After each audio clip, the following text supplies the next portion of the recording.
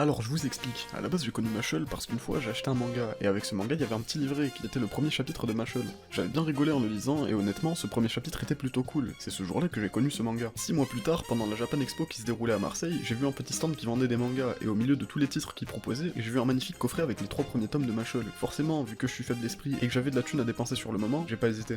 Et putain, je regrette pas du tout. Yo, moi c'est Prog, et comme vous l'avez deviné, aujourd'hui on va parler de Mashle. Je tiens à préciser que je parlerai uniquement de ce qui se passe dans le premier tome, donc il y aura pas de spoil important par rapport à l'histoire. C'est parti.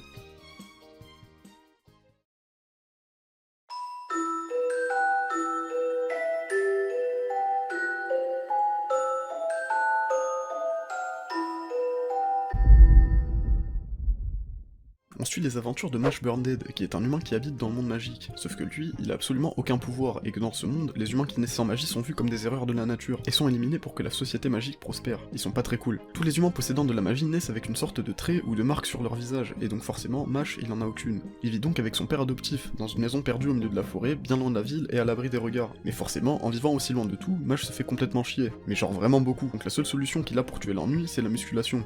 Beaucoup de musculation. Ce qui lui a valu une force surhumaine. Littéralement, il sait pas ouvrir une porte sans l'exploser. Sauf qu'un jour, son père va partir pour une affaire en ville. Et Mash, qui se fait toujours chier, va décider de lui désobéir et d'aller en ville lui aussi pour s'acheter des choux à la crème. Parce qu'il en raffole. En allant acheter sa pâtisserie préférée, ça va pas manquer. Il va vite se faire repérer par la police magique à cause de l'absence de marque sur son visage. Il va être récupéré par son père qui va le ramener à la maison, mais ils sont vite rattrapés par la police qui est désormais à la recherche de Mash. Pour protéger son père, il engage un combat acharné contre le policier, sauf que forcément, vu que Mash n'a pas de magie, ça va être un combat qu'il est quasiment sûr de perdre, et il va absolument...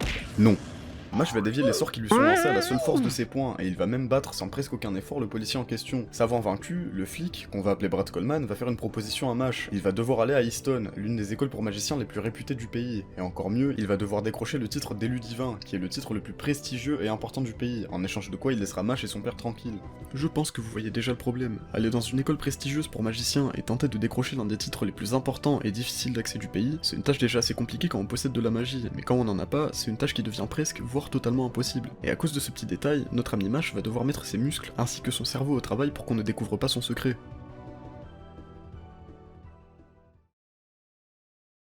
J'ai aucune expérience avec les mangas d'humour, et encore moins avec les mangas fantastiques de ce style, mais j'ai adoré Mashle. Si vous avez déjà entendu parler de ce manga quelque part, vous avez forcément entendu dire que c'était une fusion de One Punch Man et Harry Potter. Et sans grande surprise, c'est vrai, et le mélange marche étrangement bien. L'univers qui résulte de cette fusion est très bien équilibré, un protagoniste qui ne possède pas de magie dans un monde qui en regorge, mais qui a une force surhumaine qui lui permet de rivaliser et même de surclasser ses ennemis, c'est le juste milieu parfait qui permet aux deux univers de coexister.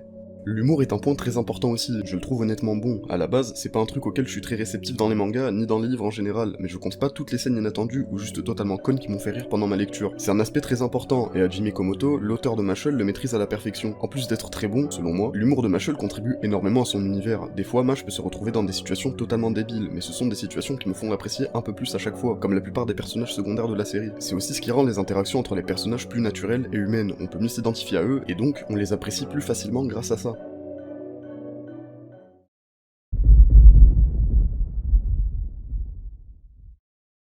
En parlant des personnages, il y en a pas mal qui sont très sympas, mais même si j'en apprécie la plupart, c'est à mon avis l'un des points faibles de la série. Comme je l'ai dit, ils sont cool pour la plupart, mais pour le moment, beaucoup sont oubliables et je vois pas trop l'utilité de certains d'entre eux. Par exemple Lemon, qui est juste là pour jouer le rôle de la fangirl du perso principal, ou Dot, qui est un peu la grande gueule du groupe. Il est juste là pour gueuler, et c'est un énorme suceur de meuf, j'ai jamais vu ça. Mais il y a aussi des persos que je trouve plutôt sympas, comme Lance. Ce mec-là, qui est un personnage assez cool, et aussi très fort, ou Finn, qui est mon personnage secondaire préféré, parce que c'est le seul qui pointe du doigt les situations totalement bizarres et anormales, là où le reste du groupe, qui n'est pas aussi normal que lui, n'y voit aucun problème, ainsi que d'autres personnages qui apparaissent plus tard dans le manga, mais je vous laisse les découvrir de votre côté.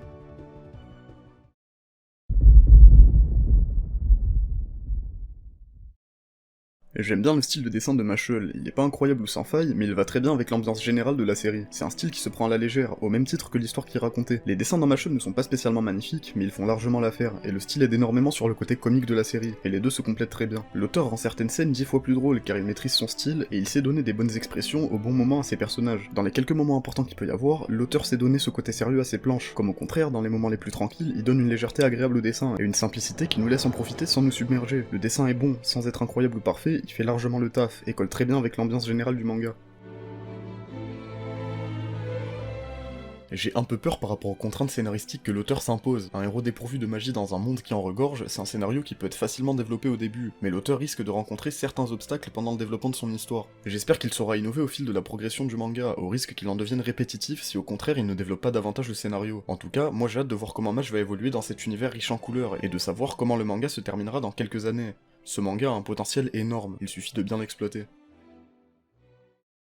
Moi en tout cas pour le moment, je surkiffe Mashle et je ne peux que vous le recommander. Les dessins sont très sympas, le manga est drôle, et l'histoire donne envie d'être lue, alors même si vous n'avez jamais lu de manga en rapport avec la magie ou tout ce qui se rapproche du fantastique, je vous le recommande quand même. Je peux pas le classer dans ma tier list sachant que c'est un manga en cours de publication, mais je suis confiant sur le fait que l'auteur de Mashle saura développer son histoire pour qu'elle ne s'essouffle pas et reste toujours aussi intéressante. Si vous avez été convaincu et que vous décidez de commencer Mashle, je vous invite à me donner votre avis en commentaire. Sur ce, c'était Prog, n'oubliez jamais de kiffer, et à bientôt.